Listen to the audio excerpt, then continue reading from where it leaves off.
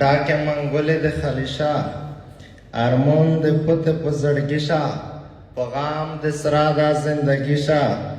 ورکه د کیر کلی یوري شه د زن یسار مې څنډولي وسیلو وه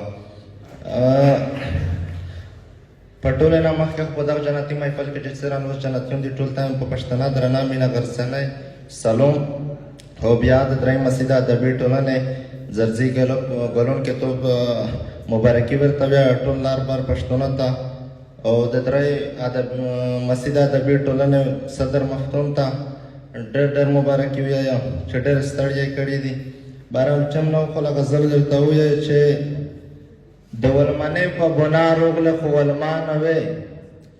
مسکه د مش په شا یې ته د مش په شا نه وې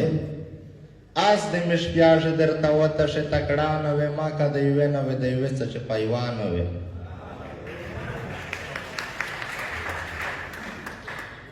او پایټ یې نو ستا ژڼکا داسې وخت ورتلین کایدای که درته ومې ویل چې ناشتیا تقوا نه وې او خودم ولې د ارمون گابر بلتون پکوړی ته خو په مو نه وې په ده نه وې په دا نه وې او مننه چې ایسا د مخکې غوندې جامې نه کې څه چال دی زاهد اشتیا او یا د مونه خو خفا نه وې مننه نظم درته ووایه زه نظم دی نوی نظم دی چې سلام د خدای زشته د ژوند نه تانګه څول دی بیا د ژوند د اندېښنې لیون ته ځن وردی د خدای ودار ته ټیټه سترګې و ټیټ سار نوستې د لیوني غوندې د ځان نه مروار نوستې بیا څه در پیشه د خدای د خیر کوڅه شوي دي ژوړه سلګۍ کې سار د یشی په شیرینه ګنډې لکه د یوې مرچک برګینې دوه زمن مړوي چکشه خدای د خور کڅه شوي دي څه کیسه د په پښتنې سترګې کې عشق ډېرې بادل دي شي چې څه کو خدای خدای کې نو په خدای جوړ دی ریغ میټ سړی یاستې زونه لیونی جوړ دی زاهده ما مې غږوا د مو په ولماشه که درته وکړه د برګو د زندګۍ کیسه لکه چې مړ یې دا چې یې په جهنم کې یا په ګرمه سترګې کې کرنګ عشق وز یو د سلګۍ خپله خبره یې شریک کړله په مو د سلګۍ ویل یې لکه وړیکی ژڼکی ژوند ته مې ور سوچ نه وه د امره د ژوند وچکې ټیټې ته خبر نه وه ځکه د مو سره د مو غوندې یو بل داس وه د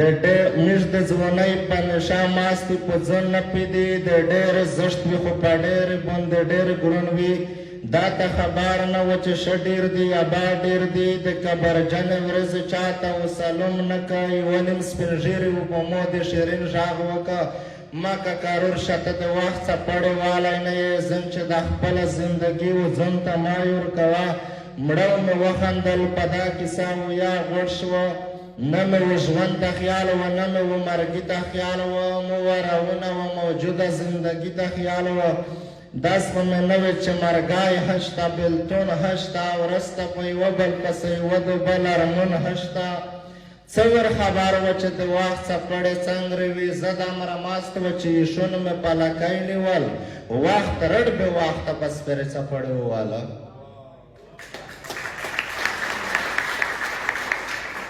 څه ور خبر وه چې د وخت څپړې څنګرې وي زه د امره ماست وه چې ایشون مې پلکی نیول وخت رډ بې وخته په سپېرې څپړې وواله څه زورور بدینه ورځي په ویر کاکړ بدینه ورځي لالای مې مړ بدینه ورځي کلی کې خړ بدینه ورځي په وزیرون وړ کې یې کاندې ډاکې دینه مننه